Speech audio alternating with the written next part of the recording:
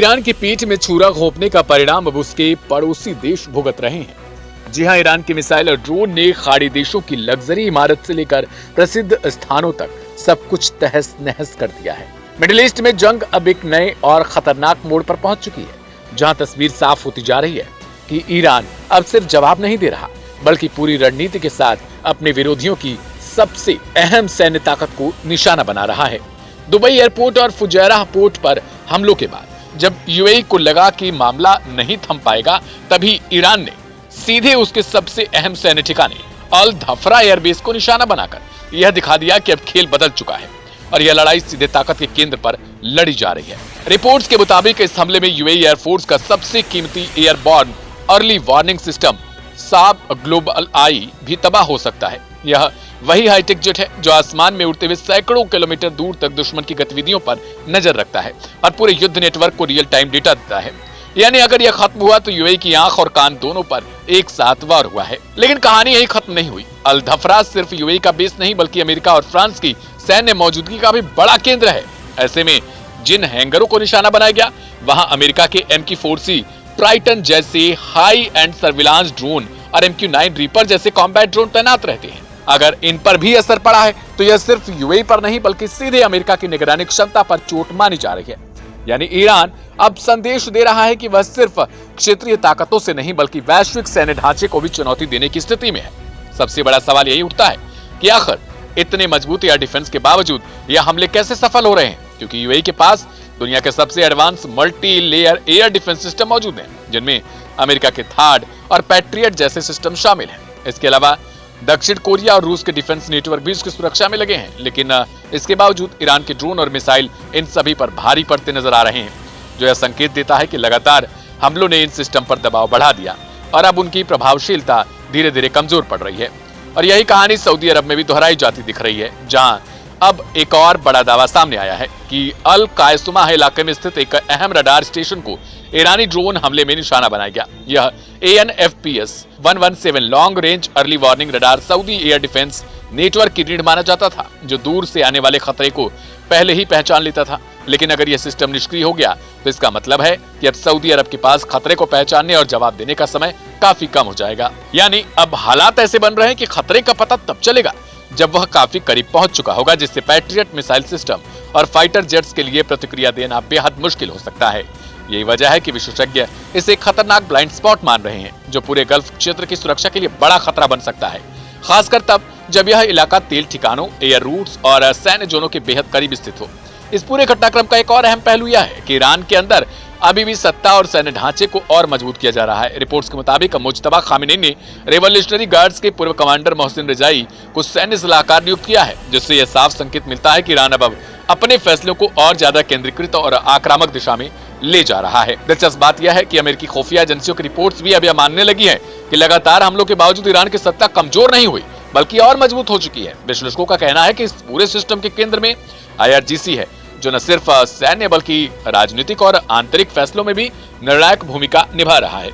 यही कारण है कि भारी दबाव और हमलों और नुकसान के बावजूद ईरान की व्यवस्था टूटती नहीं, बल्कि खुद को और ज्यादा सख्त बनाती है। अब तस्वीर साफ हो चुकी है कि सऊदी से लेकर यूएई तक ईरान के लगातार और सटीक हमलों ने पूरे क्षेत्र की सुरक्षा व्यवस्था को हिलाकर रख दिया है।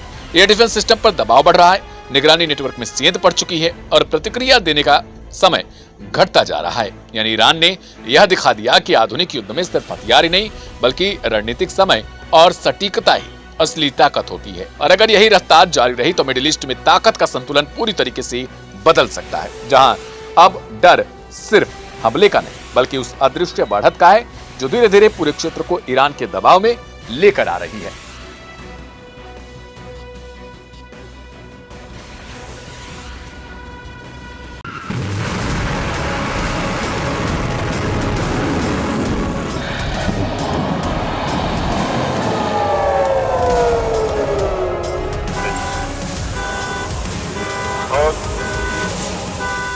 दुश्मन देशों को नहीं पता कि ईरान में रहने वाले हर एक शख्स शहादत के लिए हमेशा तैयार बैठा रहता है। लड़ते लड़ते शहीद होना सवाब का काम है। लगता है इजराइल और अमेरिका करबला का युद्ध भूल गए। इसीलिए सोचते हैं कि खामनेई के बाद अली लारीजानी की मौत पर ईरान सिर्फ मातम मनाएगा। यही सबसे बड़ी इजराइल और अमेरिका की भूल है अपने दुश्मन को कम आंकने की, और अब ईरान चुन चुन कर मर रहा है। ईरान में लगातार सायरन बज रहे हैं क्योंकि ईरान बदले की आग में झुलस रहा है। एक और जख्म, लेकिन मरहम मातम नहीं बल्कि करारा जवाब है। ईरान उस घायल शेर की तरह हमला कर रहा है जिसे अब परवाह नहीं क्या होगा, बस दुश्मन को मिट्टी में मिलाना है, जिसकी शुरुआत हो चुकी है खामनेई के मौत के बाद ही। और अब ईरान अपने सबसे अजीज लारीजानी की शहादत का बदला लेने के लिए इजराइल पर 61वीं मिसाइल हमले की लहर का ऐलान कर चुका है। अली लारीजानी एक ऐसे शख्स जिसने हर दौर में इस्लामिक रिपब्लिक की सेवा की, आखिरी सांस तक, जिसकी हत्या इजरायली हवाई हमले में हुई। यह हमला तेहरान के परदिस इलाके में स्थित उनकी बेटी के घर पर किया गया, जिसमें उनके बेटे और अंगरक्षकों सहित अन्य लोग भी मारे गए, जिसके बाद IRGC का खून खौल गया। IRGC ने ईरान के शीर्ष सुरक्षा अधिकारी की शहादत पर शोक जताते हुए कहा, कड़ा बदला लेने की कसम। IRGC ने अपने बयान में कहा कि लारीजानी की शहादत ईरान के लिए बड़ी क्षति है, लेकिन इससे राष्ट्र का संकल्प और मजबूत होगा। संगठन ने इस घटना को दुश्मनों की आतंकी कार्रवाई करार देते हुए स्पष्ट किया कि इसका जवाब जरूर दिया जाएगा। IRGC ने चेतावनी दी कि इस हमले के जिम्मेदार लोगों को कठोर और निर्णायक सजा दी जाएगी और बदला ऐसा होगा कि दुश्मन पछताएंगे।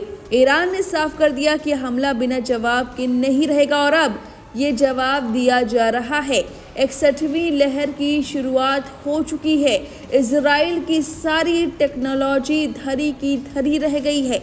ईरान की मिसाइलों को इंटरसेप्ट नहीं कर पा रही। 61वीं लहर के दौरान इजराइल की ओर मिसाइल लॉन्च करते हुए नया फुटेज जारी किया गया है।